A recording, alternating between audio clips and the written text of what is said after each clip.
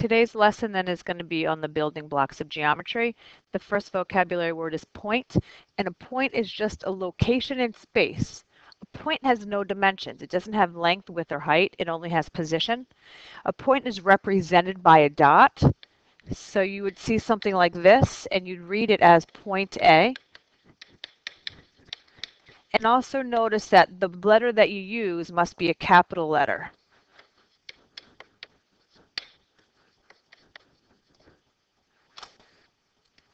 Then we get to a line, and a line is a straight arrangement of an infinite amount of points. It extends forever in two directions, and a line has only one dimension. It only has length. So the way that you would represent a line would be like this. You would actually have arrows on both directions.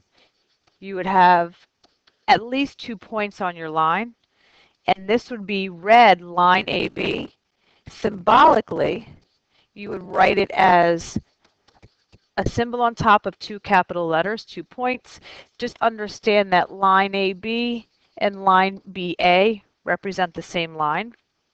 The other way you might see a line represented is you might have something like that without any points on it, but you have a lowercase cursive letter, and this would also represent line L. So those are 2 ways to write it. So here it would be lowercase cursive letter, or symbolically you would use the line symbol with 2 capital letters. So we've got point, we've got line. After line, then comes plane. And a plane is a set of points that forms a flat surface. So it's a flat surface that extends infinitely in all directions. So now a plane has 2 dimensions. A point has none, a line has 1, a plane has 2. And then what happens here, it's got length and width.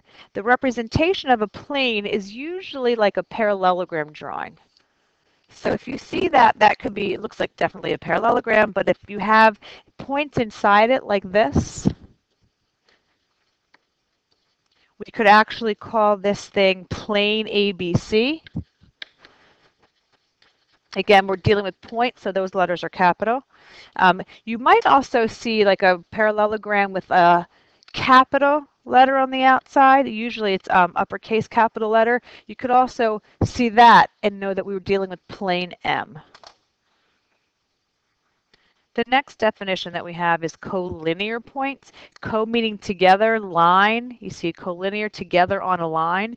So a set of all points that lie on the same line. What's important is any 2 points can become collinear. Okay, so if we're dealing with collinear points, we could have any line that we want, and you can pick any 3 letters, or any 2 or more, I should say, really. But I've got 2 or more letters on this line, and now what I have is a collinear line, or a line AC, or I could even call it line AB. Remember, lines extend forever in 2 directions. You could even call this thing line BC. It doesn't matter, but the line actually extends all the way from one point to the next. So collinear just means a set of points that all lie on the same line. Non-collinear. In this case, you're going to have 3 or more points that do not lie on the same line. So it's 3 or more in this case, because any 2 lines, any 2 points determine a line. So here we're dealing with the 3 or more points that do not all lie on the same line. What that would look like is something like this. If I've got points A here, point B here, and point C here, there's no way one line could connect all 3. I could just connect A to C, I could just connect B to A, but I can't connect A, B, and C together, because remember, a line is a straight arrangement. I could go dot to dot and get a triangle, but that's not what they're asking you to do, and a triangle is not a line. So in terms of having non-collinear points, you have any 3 points that you know for sure would not lie on the same line. You cannot connect it. So let's write this here. Cannot connect all 3 points with just one line. The next definition is going to be the distance between 2 points, and distance is always a positive number. And so when we talk about distance back in algebra, we talk about the absolute value of something. So the distance between 2 points is the absolute value of the difference of the coordinates of the points. So something like that would look like this. If we just had a plain old number line, and we actually had 0 here, 1, 2, -1, -2. And we threw a couple of points on this line. Let's call this thing right here. We'll call this A. We'll call this B, C, D, E. If we wanted to find the distance between, let's say, A and E, so we're looking for the distance between A and E, then what we would have to do is find the difference of those two coordinates and take its absolute value. You could very easily count 1, 2, 3, 4. Absolutely, the distance from A to E is 4. But using this definition, what you would do is take the absolute value of the difference of those two coordinates. A is located at -2, and we know E is located, let me get that down, E is located at +2. And when you take the difference of those, this becomes the absolute value of -4, which is just 4 anyway. So distance between the 2 points. The next thing that we have is betweenness. B is said to be between A and C if and only if, right, we got a biconditional there, if and only if AB plus BC equals AC. So betweenness doesn't have to be halfway between. We're not talking about a midpoint. We're just talking about betweenness. So here's a line segment, not a line. I don't have arrows on either end. But I could say right here that B is between A and C, just because if I take the two parts, that's a line segment AB, that's a line segment BC, I'm going to get line segment AC. So betweenness does not necessarily mean midpoint or halfway. Does not have to mean, does not always mean, I guess I will say. Does not always mean, and actually, you know what, I'm going to get rid of always. Does not mean halfway.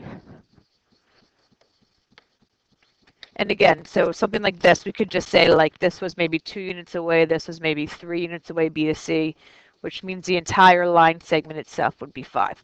But betweenness, again, definition, you got to be somewhere in between, not necessarily in the middle, just somewhere in between. Line segment. A line segment is just a part of a line. Okay, so just a part of a line. I guess I can finish this. That consists of 2 endpoints and all the points in between them. So what happens here, we just kind of showed that before, that if I actually had a full line and I had just 2 points on this line. So this could be written as line AB, that's true, but the line segment part of it is just from A to B, and my symbol for line segment doesn't have arrows. This line segment B to A is the same thing. It encompasses the same points. It doesn't matter which letter comes first. Just realize that for line segments, there are no arrows on their symbol.